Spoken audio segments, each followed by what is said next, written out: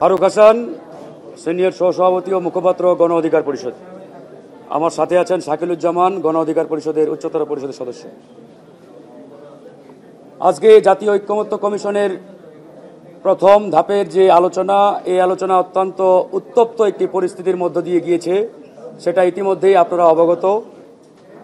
আমরা এর আগেও বলেছি, এখনো বলছি, জাতীয় ঐক্যমত্য কমিশন একক কোনো ব্যক্তি, গোষ্ঠী বা দলের দিকে তাকিয়ে যদি কোনো সিদ্ধান্ত নেওয়ার চেষ্টা করে, সেই সিদ্ধান্ত কোনোদিন বাস্তবায়ন হবে না। জাতীয় ঐক্যমত্য কমিশনকে সবসময় মনে রাখতে হবে, তারা একটি রক্তক্ষয়ী গণঅভ্যুত্থানের মাধ্যমে গঠিত হয়েছে এবং তাদেরকে এই বিষয়টাও মাথায় রাখতে হবে, 2000 ছাত্র জনতার রক্তের বিনিময়ে আজকের এই বাংলাদেশ, আজকের এই জাতীয় ঐক্যমত্য কমিশন।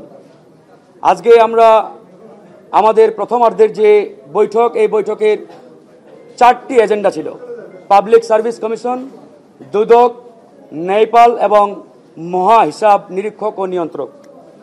বিগত সময়ের আমাদের যে একটি দীর্ঘ তিক্ত অভিজ্ঞতা রয়েছে, আপনারা জানেন, বিগত সময়ে এই সাংবিধানিক এবং সংবিধিবদ্ধ প্রতিষ্ঠানগুলোতে দলীয় নিয়োগের ফলে এই প্রতিষ্ঠানগুলোকে এক প্রকারের অকার্যকর এবং ধ্বংস করে দেওয়া হয়েছিল।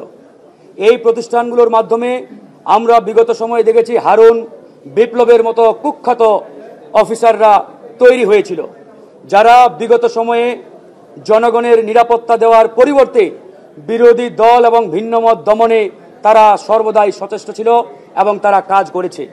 আমরা এই জন্যই বলেছি যে বিগত এই 54 বছরের তিক্ত অভিজ্ঞতা এবং ইতিহাস থেকে শিক্ষা নিয়ে আমরা এরকম কোনো পরিস্থিতি আগামীতে তৈরি হোক, এরকম কোনো সিস্টেম আমরা আর ইনস্টল করতে চাই না। আমরা এই জন্য বলেছি, এই 4টি সাংবিধানিক প্রতিষ্ঠানকে অবশ্যই সংবিধানে অন্তর্ভুক্ত করতে হবে। কিন্তু জাতীয় ঐক্যমত্য কমিশনের আজকের বৈঠকে আমাদের বাংলাদেশের অন্যতম বৃহৎ একটি রাজনৈতিক দল বিএনপি, তারা গত মিটিংয়েই এই 4টি প্রতিষ্ঠান বা এই 4টি অর্গানকে সংবিধানে অন্তর্ভুক্ত করার বিরুদ্ধে তারা মতামত দিয়েছিল।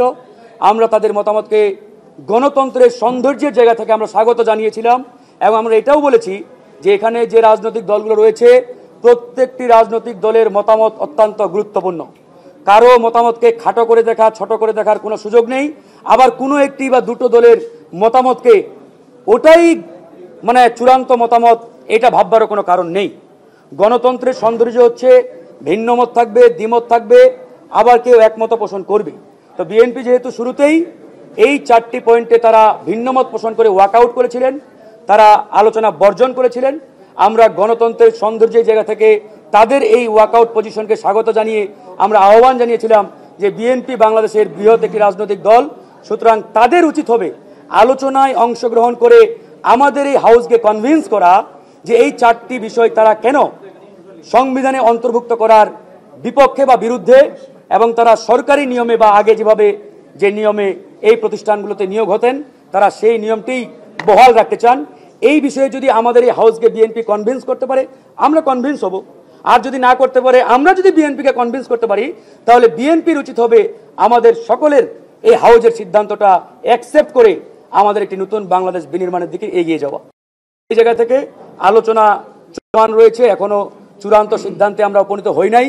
তবে গণ অধিকার পরিষদের পক্ষ থেকে আমাদের যে দলীয় পজিশন, সেই দলীয় পজিশনের জায়গা থেকে আমরা স্পষ্ট করে বলছি, এই 4টি সহ নির্বাচন কমিশনের বিষয়ে আমরা ঐক্যমত্য পোষণ করেছি। আরও দু একটি বিষয় রয়েছে, এই সংবিধিবদ্ধ এবং সাংবিধানিক প্রতিষ্ঠানগুলো নিয়োগের যে ফাংশন, এই ফাংশন অবশ্যই সংবিধানে অন্তর্ভুক্ত হতে হবে। আগামীতে কোনো ফ্যাসিস্ট তৈরি হোক, স্বৈরাচার তৈরি হোক, এরকম কোনো পরিস্থিতি, সিস্টেম, নিয়ম আমরা আর হতে দেব না। সেই জায়গা থেকে আমরা কমিশনকে বারবার আহ্বান জানিয়েছি যে আপনাদের এই দোদুল্যমান কিংবা ভারসাম্যহীন পজিশন যদি আপনারা চলমান রাখেন তাহলে হবে না। দু একটি দল কি বলল, কেউ ওখানে চিল্লায় কথা বললে কমিশন কাত হয়ে যায়।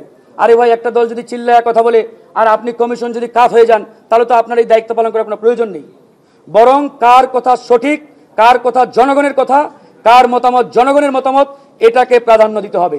কোন দলের নেতা জোরে বলল, কোন দলের নেতা আপনাকে মনে করেন যে কাত করে দেওয়ার মতো বক্তব্য দিল আর আপনি কমিশন কাত হয়ে যাবেন, এটা কিন্তু করলে হবে না। আমরা কমিশনকে বারবার এই বিষয়ে আহ্বান জানিয়েছি। আমরা দেখব সেকেন্ড হাফে কমিশন যদি তাদের অনর এবং তাদের যে পাকা অবস্থান এটা ব্যক্ত করতে না পারলে আমরা আমাদের জায়গা থেকে কমিশনে আমাদের বক্তব্য আবার আমরা প্লেস করব। তো যাই হোক, আমাদের আলোচনা চলমান রয়েছে, হয়তো